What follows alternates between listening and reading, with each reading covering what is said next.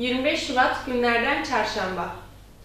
Enevya'dan Karaman Esnaf ve Sanatkarlar Odaları Birliği'ne bağlı meslek odaları üyelerine elektrikte kampanya. Enevya, Karaman Esnaf ve Sanatkarlar Odaları Birliği arasında imzalanan anlaşma, esnaf odaları üyelerine elektrik faturalarında büyük avantaj sağlayacaktır. Tüm esnafımıza, ticarethane vasfında olan bütün esnafımıza, serbest tüketici limitini sağlayabilen bütün esnafımıza %14 oranında indirim yapacağız inşallah. Serbest tüketici limitimiz de ortalama olarak aylık 130 TL ve üzeri faturası gelen esnafımızı kapsamaktadır. Aylık 130 TL'yi sağlayamıyor. Yaz dönemi daha fazla, kış dönemi daha fazla olan esnafımız için de toplamda 4000 kWh yıllık tüketim sağlayan esnafımıza %14 indirim yapmayı taahhüt ediyoruz. Şimdi başkanımızla bir protokol imzalayacağız. Ondan sonra serbest tüketici sınıfında olan bütün esnafımızı şubemiz belediyenin arka tarafında biliyorsunuz.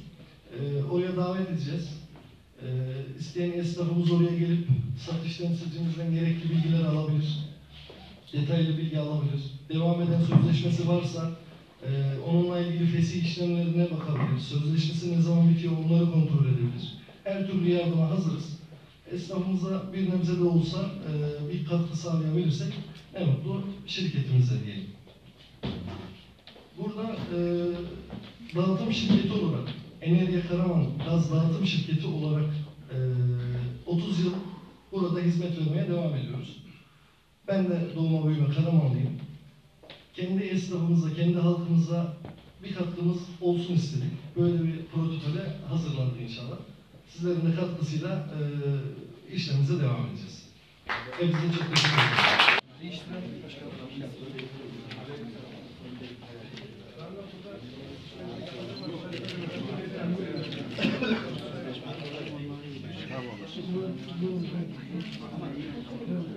Evet, bütün esnafımıza hayırlı ve uğurlu olsun. İnşallah iyi olur. AK Parti, Karaman İl Başkanı Nazmi Ünlü, milletvekili adaylığı için başvuranların sayısının 13 olduğunu toplantıyla tanıtarak bildirdi. Arkadaşlar dün belediye başkanımız Ankara'daydı.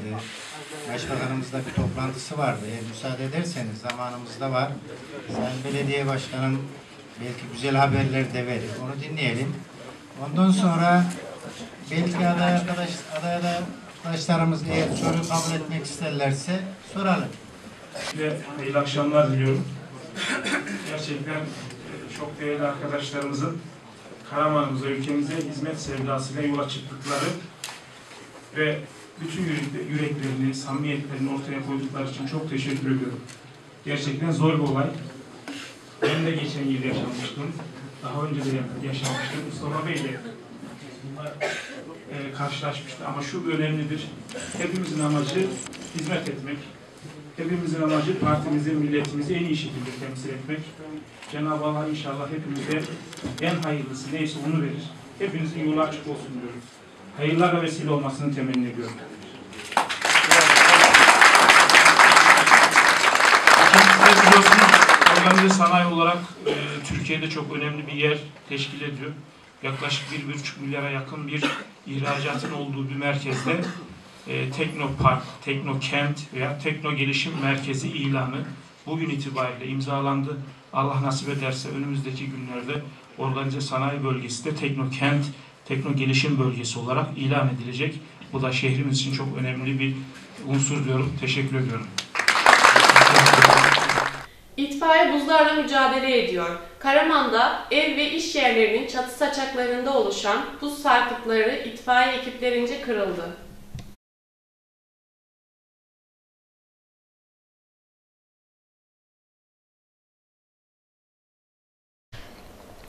Karaman Belediyesi İtfaiye Müdürlüğü ekipleri etkili olan kar yağışı ve yaşanan don olayları sonrasında ev ve iş yerlerinin çatı saçaklarında oluşan buz sarkıtlarının bir kazaya neden olmaması için çalışma başlattı. Kent merkezindeki caddeler üzerinde bulunan apartman ve iş yerlerinin çatılarında oluşan buz sarkıtlarının kaldırımda yürüyen vatandaşlar ve iş yeri sahiplerine tehlike oluşturmaması için harekete geçen ekipler itfaiye aracı merdiveni yardımıyla kürek ve kırıcılarla buzları kırdı. İtfaiye Müdürü İsa Kayhan yaptığı açıklamada imkanları dahilinde buz sarkıtlarını kırmaya devam edeceklerini belirterek vatandaşların da dikkatli olmasını, çatılarda buz sarkıtı görülmesi halinde 110'a bildirilmesini sarı plakalar istedi. kaldırılıyor. Karaman'da kaldırımlara döşenen sarı yol yönlendirme plakaları büyük tepki alınca kaldırılmaya başlandı.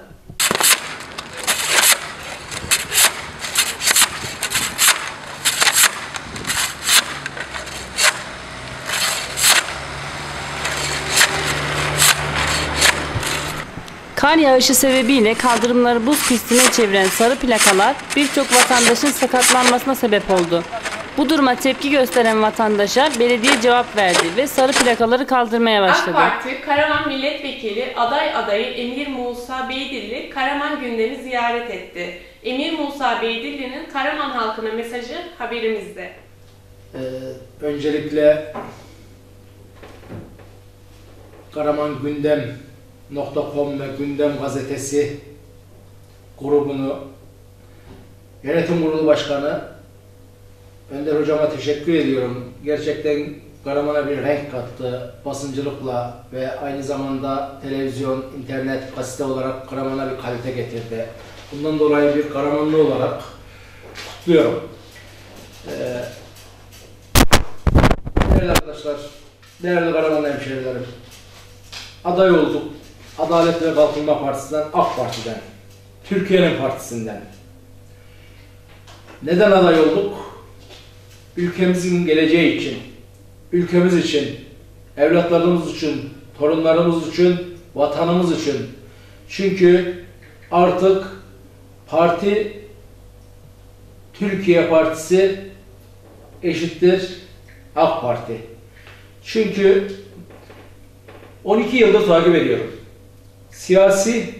Değişik siyasi partilerde yöneticilik yaptım, il başkanlığı yaptım, 1. sıra milletvekili adayı oldum, belediye başkan adayı oldum.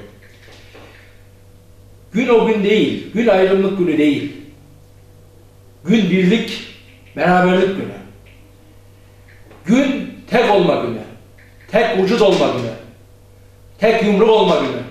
Çünkü görüyoruz ülkemizde üzerinde paralellerle beraber İsrail, Amerika ve dış güçlerin oyunları var. Bunlar ne yapıyor? Türkiye'mizin huzurunu bozmak istiyor. Bunlar ne yapmak istiyor? Türkiye'mizin, milletimizin, devletimizin huzurunu bozmak istiyor. Çünkü niye? Rahatsız oldular. 12 yıldır Türkiye bir noktaya geldi. Türkiye dış ülkelerde tanınmaya başladı.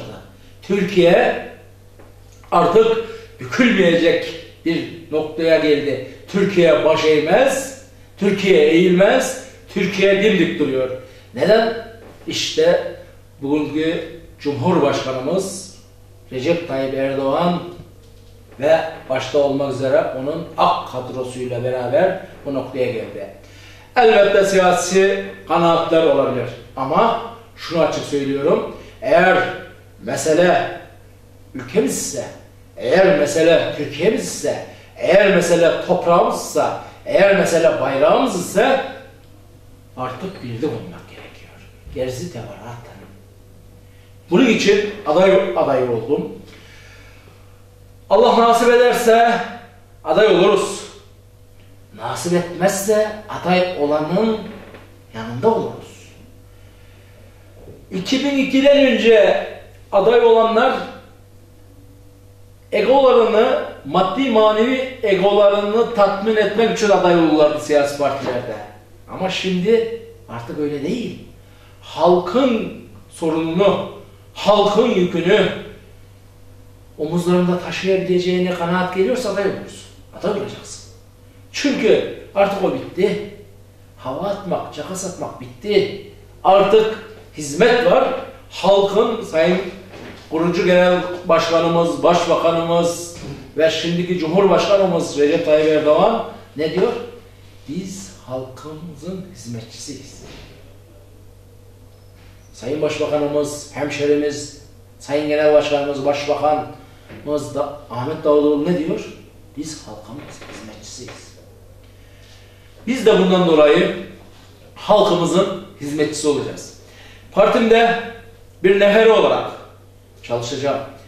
Genel merkez yöneticilerimin, belediye başkanımın, milletvekillerimin, bakanlarımın, il başkanımın, ilçe başkanımın, yöneticilerinin vermiş olduğu emri, vermiş olduğu talimatları bir olarak yerine getireceğim. Eğer diyorsa ki benim il başkanım gideceksin, Sarıvelilerin Dumlupınar köyünde çalışacaksın diyorsa başımın üstünde yeri vardır ve gideceğim, orada çalışacağım. Çünkü o il başkanı partisi için değil, milleti için, devleti için, Karaman'ın halkı için oraya talimat verir, orada bana gerek varsa gideceğim, çalışacağım. Değerli arkadaşlar, bunun için aday oldum. Diğer aday arkadaşlarımıza da bol şanslar diliyorum. Allah'ım yolunu açık etsin. Çok iyi. Hepsi pırıl pırıl, başta Sayın Bakanımız olmak üzere diğer 11 adayımız da bu hizmeti da benden daha iyi yapacaklarına inanıyorum.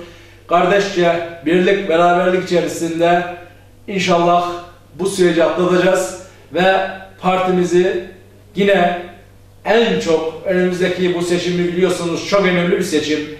Çünkü Türkiye'nin geçiş noktası, gelecek noktası bir seçim. En üst oy oranıyla inşallah anayasayı değiştirebilecek bir çoğunlukla tekrar göreve gelecek. İnancımız bu. İlimizde de 2-0 olarak inşallah %80'in üzerinde oy alacağız. Çünkü onun için çalışacağız. Önce Allah'a, sonra da halkımıza güveniyoruz. Ondan sonra da ekibimize, kendimize, kadrolarımıza güveniyoruz. Bu vesileyle bana bu fırsatı verdiğiniz için çok teşekkür ediyorum. Allah razı olsun. Sizlerin de Allah yolunu açık etsin. Burada da tekrar Karamanlı hemşerilerimin saygılarımı, sevgilerimi sunuyorum. Sağ olun efendim. Karaman'ın gündemini belirleyen haberlerle karşınızda olduk. Bir sonraki haber bültenimizde görüşmek üzere. Hoşça kalın. Hoşça kalın.